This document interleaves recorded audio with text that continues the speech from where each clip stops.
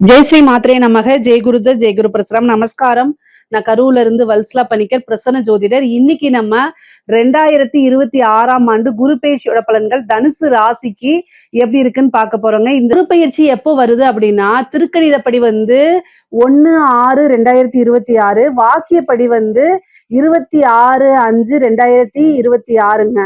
திருக்கணிதத்துக்கும் வாக்கியத்துக்கும் ஒரு 4 நாள் தான் வித்தியாசமா இருக்கு. ஆனா முதல்ல வர்றது வாக்கியப்படிதான் வருது. அதாவது 26/5/2026 வைகாசி மாதம் 12ஆம் தேதி செவ்வாய்க்கிழமை ஹஸ்த நட்சத்திரத்துல 11:05 குரு மிதுன ராசில இருந்து கடக ராசிக்கு வராரு.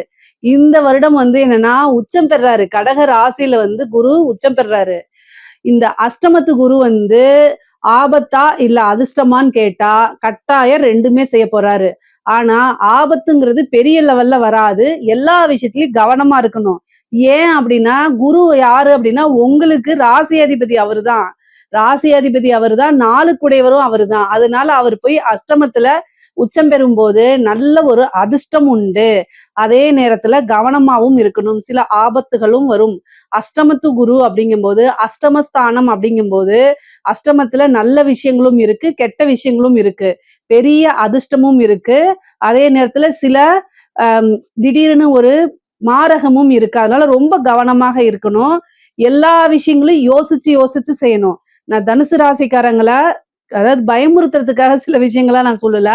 பொதுவா இதுக்கு வழிபாடுகளை பண்ணிக்கங்க. உங்களுக்கு ராசி அதிபதி இருக்கனால பெரிய விஷயங்கள், அதாவது தலைக்கு வர்றது தலைப்பாயோட போகும். பரிகாரங்கள் பண்ணிக்கும் போது, குரு பிரீத்தி பண்ணிக்கும் போது தலைக்கு வரக்கூடிய கண்டங்கள் தலப்பாகையோட போயிடும். அதனால என்ன வழிபாடுகள்லாம் பண்ணா அப்படின்னா, ஃபர்ஸ்ட் குலதெய்வ வழிபாடு பண்ணிக்கோங்க.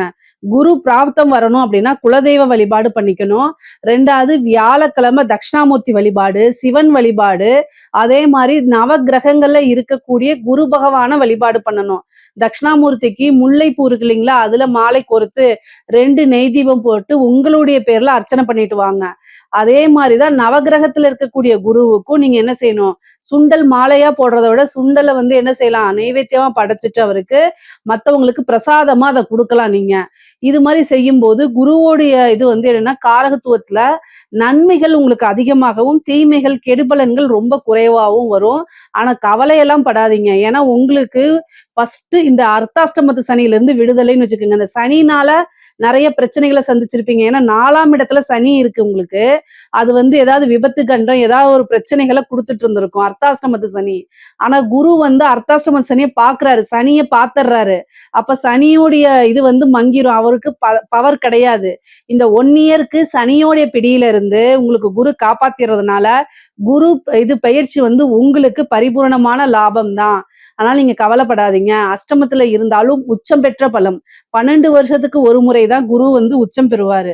இந்த அமைப்பு பரிபூரணமாக உங்களுக்கு நிறைய நன்மைகளும் சகல விதமான அதிர்ஷ்டங்களையும் கொண்டு சேர்க்க போகுதுங்க. சரி, அஷ்டமத்துல இருந்து எங்க பாக்குறாரு, 2ஆம் இடத்தை பாக்குறாரு. 2ஆம் இடம்ங்கிறது என்ன, காசு பணம் எல்லாத்தையும் குறிக்கக்கூடியது.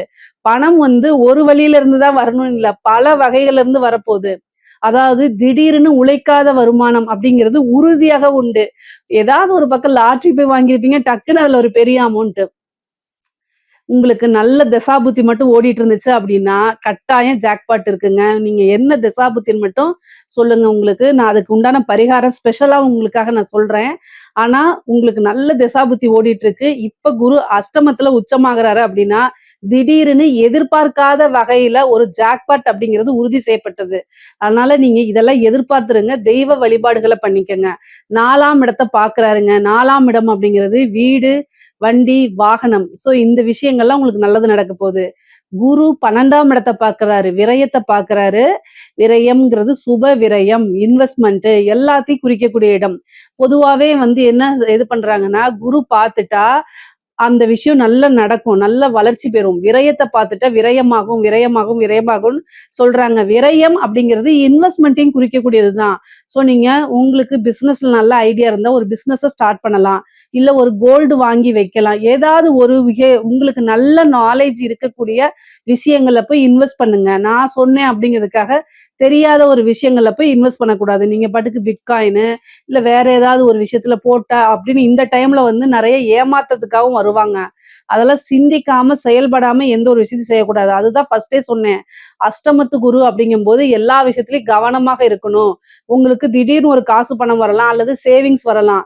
இந்த டைம்ல வந்து இன்வெஸ்ட் பண்ணுங்க நான் சொல்றேன். ஆனா நீங்க நல்லா தெரிஞ்ச விஷயங்கள, பரிச்சயமான விஷயங்கள மட்டும் தான் இன்வெஸ்ட் பண்ணணும். தெரியாத விஷயங்கள போய் இன்வெஸ்ட் பண்ணீங்கன்னா, அது லாஸா போயிரும். திரும்ப வராது. ஏன்னா 8ஆம் இடம்ங்கிறது வந்து இருமுனை கத்தி மாரி 2 விஷயங்களையுமே அது செஞ்சுரும். அதனால ரொம்ப கவனமாக இருக்கணும். சுப விரயம்னா ஒரு வீட்ல மங்கள நிகழ்ச்சிகள் நடக்கிறது. வந்து திருமணம் இந்த மாரி விஷயங்கள், அதாவது காது குத்துறது, வீடு புண்ணியஸ்தானம் பண்றது, இந்த மாரி விஷயங்கள்லாம் நடக்கிறதுக்கு வாய்ப்புகள் இருக்கு. விரயம் அப்படிங்கிறது ஆகுறதுனால ஒரு சுப விரயமா பண்ணிக்கங்க. சேம் டைம் வண்டி வாகனங்கள்ல போகும்போது ரொம்ப கவனமாக போங்க. 2ஆம் இடத்த பாக்குது. இந்த டைம்ல நான் தொழில் ஸ்டார்ட் பண்ணலாமா? ஏன்னா அஷ்டமத்து குருவா இருக்கே அப்படின்னா, உங்களுடைய ஜாதக அமைப்புப்படி என்ன திசாபுத்தி ஓடுதுன்னு ஃபர்ஸ்ட் நீங்க பாத்துக்கணும். தொழில் ஸ்தானம் எப்படி இருக்கு? தொழில் காரகன் எப்படி இருக்காரு? 10ஆம் அதிபதி எப்படி இருக்கு? அவங்களுடைய நிலைகள் எல்லாம் பார்த்துட்டு, அதுக்கு தகுந்த மாரி அதெல்லாம் நல்லா இருக்கும் பட்சத்தில் நீங்க ஸ்டார்ட் பண்ணலாமான்னா, குரு 12ஆம் இடத்த பார்க்குறாரு.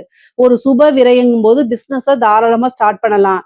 இல்ல எனக்கு வந்து ஜாதக ரீதியா சரியில்லன்னா, கோச்சார ரீதியாவும் இப்ப சுமாரா இருக்கனால, நீங்க யோசிச்சு செயல்படுங்க. உங்களுடைய ஃபேமிலி அஸ்ட்ராலஜர்ட்ட கேட்டுட்டு பண்ணுங்க புது பிசினஸ். ஆனா வருமான ஸ்தானம் நல்லா இருக்கு. நீங்க வந்து ஆல்ரெடி தொழில் பண்ணிட்டு இருந்தாலும் நல்ல வருமானம் பார்க்க முடியும். ஏன்னா 8ஆம் இடத்துல இருந்து குரு 2ஆம் இடத்த பார்க்கறதுனால நல்ல வருமானம்ங்கிறது உறுதியாக உண்டு. எதிர்பாராத வகையில வருமானம் வரும். திடீர்னு ஒரு பெரிய அரசியல்வாதிகள் கிட்ட இருந்தோ அல்லது பெரிய பிசினஸ் மேன் கிட்ட இருந்தோ நல்ல ஒரு வருமானம், உழைக்காத வருமானம் அப்படிங்கிறதெல்லாம் உண்டு. உத்தியோகத்துல இருக்கவங்களுக்கு திடீர்னு ஒரு சேலரி இன்கிரிமெண்ட் கிடைக்கும். ஏதாவது ஒரு பெனிஃபிட் கட்டாயம் உங்களுக்கு உண்டு. வெளிநாடுகளுக்கு செல்லக்கூடிய அமைப்புகள் இருக்கு.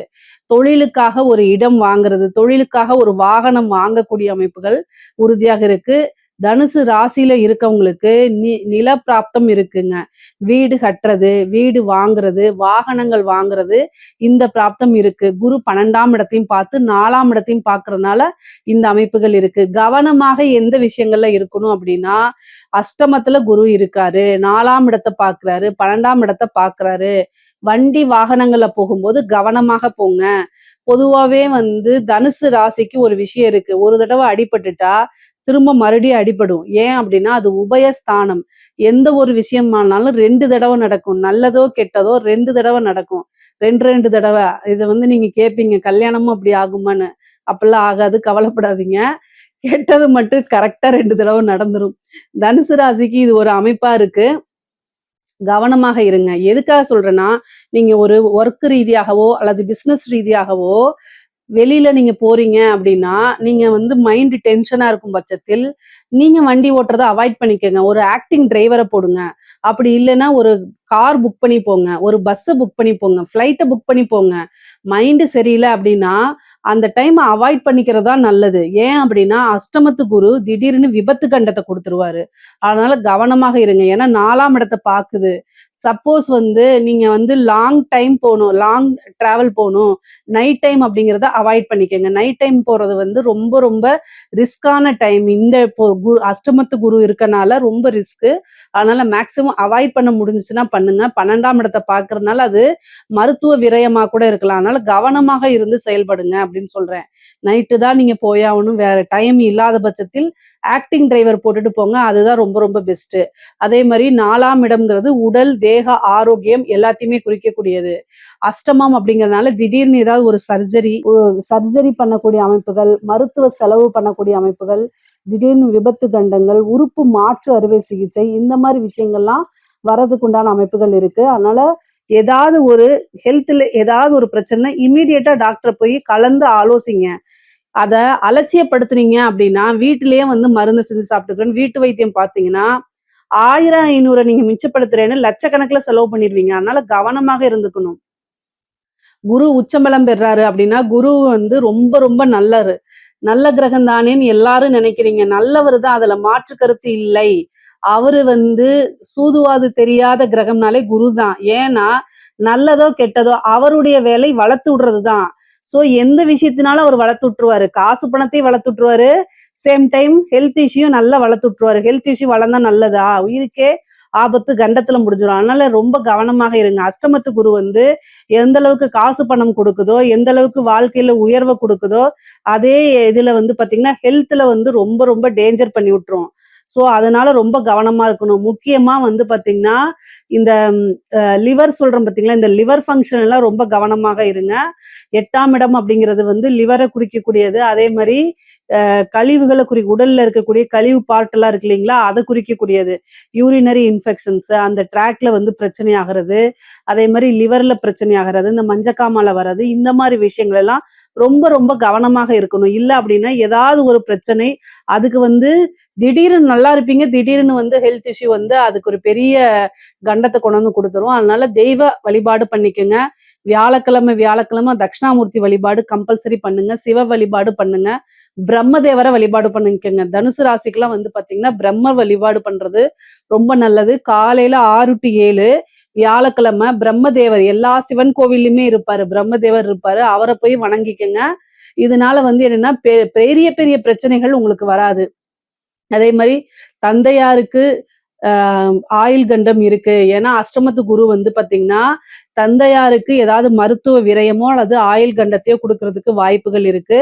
தந்தை வழி சொத்துக்கள் தானாக வந்து சேர்றதுக்கு உண்டான அமைப்பு, தாய் வழி சொத்துக்கள் தானாக வந்து சேர்றதுக்கு உண்டான அமைப்பு இருக்கு. தாய் தந்தையருக்கு மருத்துவ விரயங்கள் இருக்கு.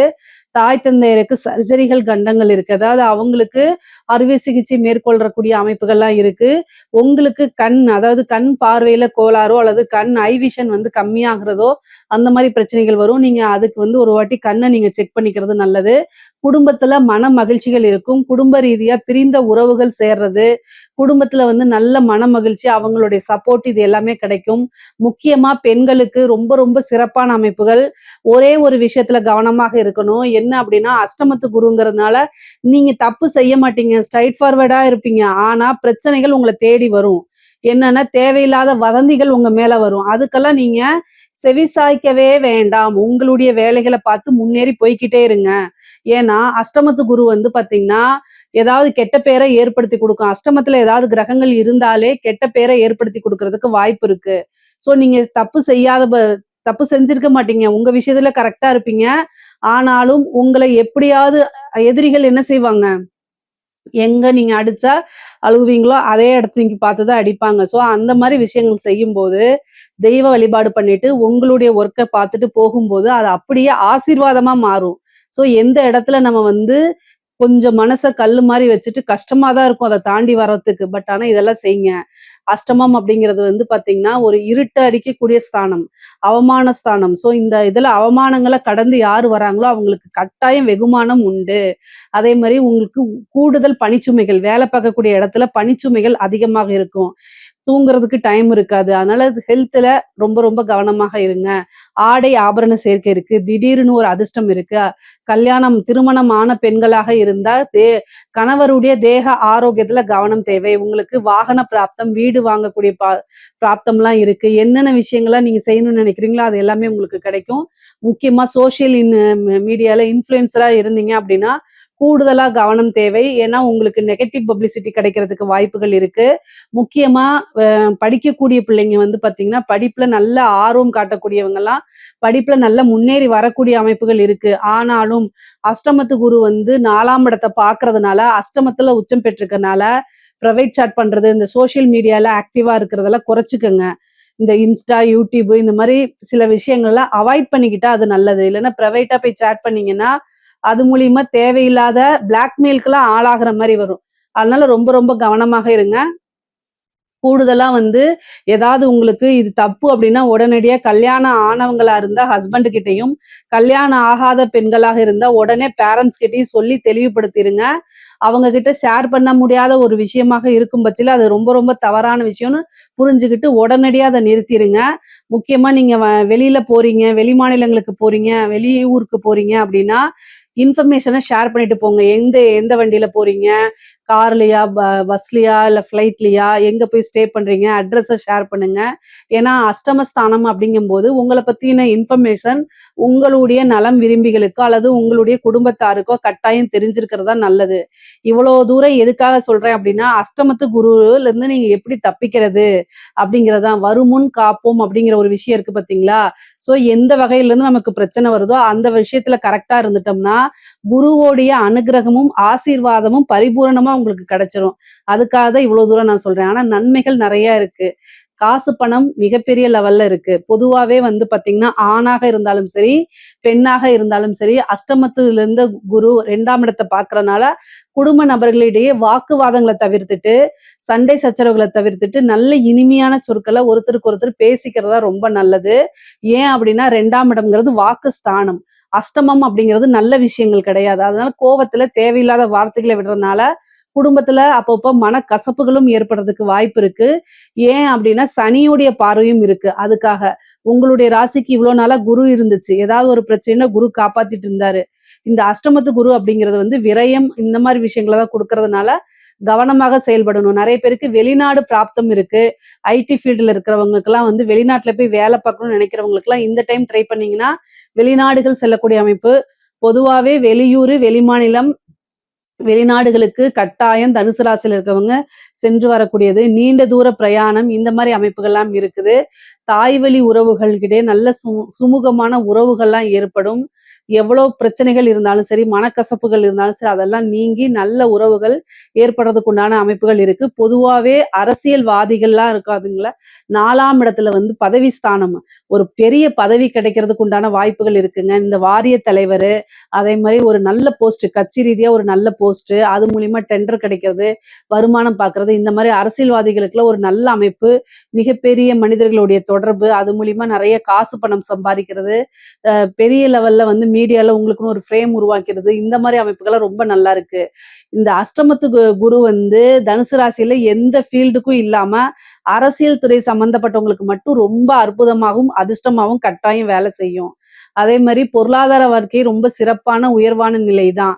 பொதுவாகவே அஷ்டமத்து குரு வந்து அதிர்ஷ்டத்த தான் அதிகமா குடுக்க போது. ஆபத்து குறைவு தான். நீங்க பரிகாரங்கள் செய்யும் பட்சத்தில் எந்தவித ஆபத்துகள்லயும் நீங்க சிக்கிக்காம தப்பிச்சுக்க முடியும். இதுல ஏதாவது சந்தேகங்கள் இருக்கு அப்படின்னா கமெண்ட்ஸ்ல கேளுங்க. கட்டாயம் நான் ஆன்சர் பண்றேன். நம்மளுடைய சேனல லைக் பண்ணுங்க, ஷேர் பண்ணுங்க, சப்ஸ்கிரைப் பண்ணுங்க. நன்றி, வணக்கம்.